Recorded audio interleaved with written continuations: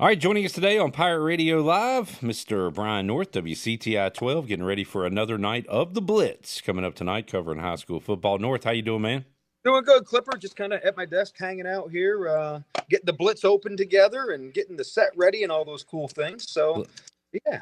A little behind-the-scenes look at what's going on, a day in the life of Brian North. Well, a day in the work life. You got a lot more stresses and things going on at home, I'm sure. Hey, can we do one from the house one time? I want to see like your girls hanging from your neck and gouging your eyes out. That would be fun. That would be ridiculous, called for, but yeah, sounds like good. It'd be good radio, good video. North, let's start with what happened last night, because there's a lot of angry Pirate fans right now after Appalachian State got waxed by South Alabama. Yeah. Personally, we got 12 games to show what we are. I don't need other games to show how good or bad we are. But there were people more upset last night, I think, than there was last weekend because of the way App State got hammered. I was surprised. Now, you know me, I'm not a very good gambling man, but every now and then I like to put a little $5 on a game. And I saw that App State, and I was like, oh, no problem, $5. I'll win that one. And then I woke up this morning and said, what in the holy boon happened here? So, yeah, that's that short week. That's that maybe they weren't quite prepared and thought they were going to have an easy time with South Alabama on the short week. Whatever it was, they got waxed. Well, East Carolina has had a normal week to kind of rub their wounds, get ready for a team, Brian, that hasn't lost a regular season game since the end of 2022. So a long winning streak, 15 in a row regular season games for Liberty. Have not played the best competition. In fact, their coach, which was delivering all kinds of flowers to ECU and Mike Houston this week, said that this will be their toughest opponent going to Lynchburg and all that. And he may be right. But what do you think about the Flames coming in off this big winning streak? And they know how to win right now. You know, do we know how to win that game at the end? That's I've said all year long, this schedule, these first four games outside of Norfolk State, those other three were going to be ones that ECU could win or could lose, but they were going to be tight games. And I kind of see the same scenario without having a ton of information about Liberty. I know they're good. I know they're in Lynchburg. But I don't know the personnel. There's just something about this game that tells me this is a winnable game for ECU. Like last week, it comes down to really two plays, right? You have a missed field goal and you have a doink off the helmet of a defender that he catches that or at least knocks it down. ECU's got a good chance to win the game. And so it's just a couple of different plays is what it comes down to. And now you take out Rebels, who's got the ACL injury and won't play. What kind of stress does that put on you and your back end against a team that can throw the ball? But I still think ECU can go in there and win that game. My gut feeling, and again, I could have been eating something bad, but my gut feeling is the Pirates can go in there and stop that win streak. Another big pivotal play in that game was Jake Garcia interception. Now, he only threw one. It happened at a brutal time, but how about him week 3? What did you see from Jake Garcia? What do you think about him moving forward as the Pirate QB? So it looked like he shook a little of the rust off. The opening pass, you go all the way down the field, but then the offense doesn't get back in the end zone again. And so you have to say to yourself, all right, what changed? Did they get too conservative on that? Did App State's defense make the adjustments? Now, how does this vaunted offense, who we thought was going to come out and put up a lot of points, now only one offensive touchdown against an App State team that let up a lot against the Clemson squad. Now, how do they make those adjustments here going forward? So did they go too conservative to try to limit the turnovers? I don't know. I'm not that smart. I'll let other guys like Holton Ahlers figure that out, and whatever he says, I'll go with. But it's like the scales keep changing, right? You go too far one way, and now you don't go far enough the other. Brian North joining us. We will be with you 2 o'clock on the Bud Light pregame tailgate. We'll check in with North around 5:30 or so if he is available. Is Luke heading to Lynchburg? So we were both going to go at first, but I've had some scheduling issues. But Luke is still planning on going. So He may do the old Brian North double. He may see the mighty Dukes of JMU at UN Chapel Hill for a first half and then make the rest of the way the trip up to. Yeah, old school Brian North right there. We'll see if we can check in with Luke on a busy day Saturday here on Pirate Radio. North, Kevin Monroe had the perfect NC State analogy for their fans yesterday. He went deep in the 100-acre woods for his analogy.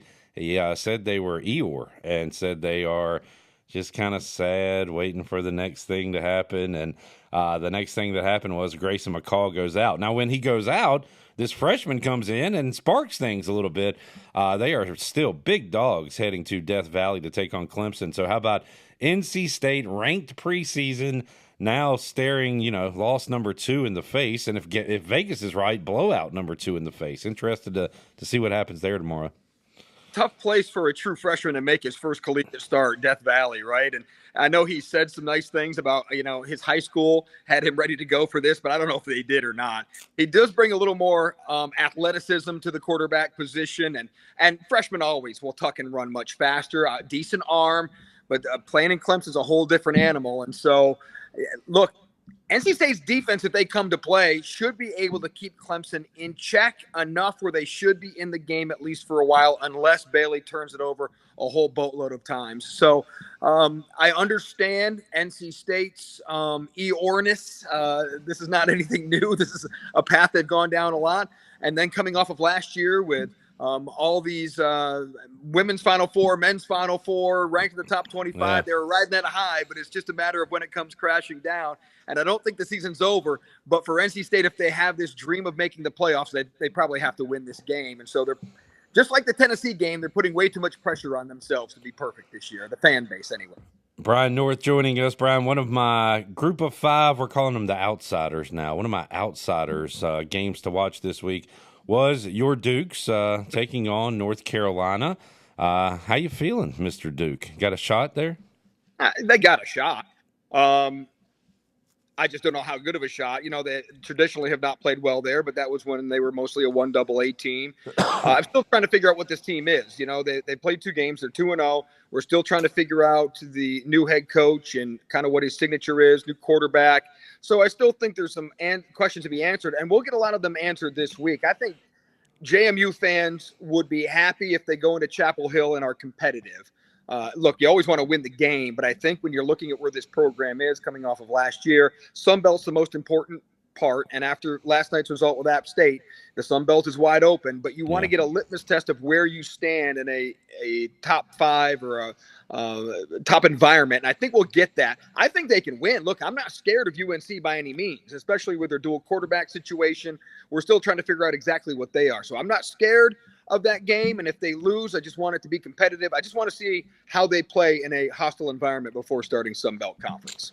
Yeah, new coach there because your old coach is getting it done in Bloomington right now. Indiana, we've been talking about them. They hammer UCLA. We look at their schedule. They got a very favorable schedule. I mean, we're talking maybe 9-10 wins if things go exactly right there in Indiana. Brian North joining us. North, things can't get worse for the Panthers. We keep saying that every week, and they continue to do so, although they've made the move to Andy Dalton. Boy, this is kind of going away from your top pick early, but it's early, so you still have a chance to make something out of this season. And I guess, I don't know, would you call this a panic button? Would you call it a right move at this point in the year? What do you think about Andy Dalton starting for Bryce Young?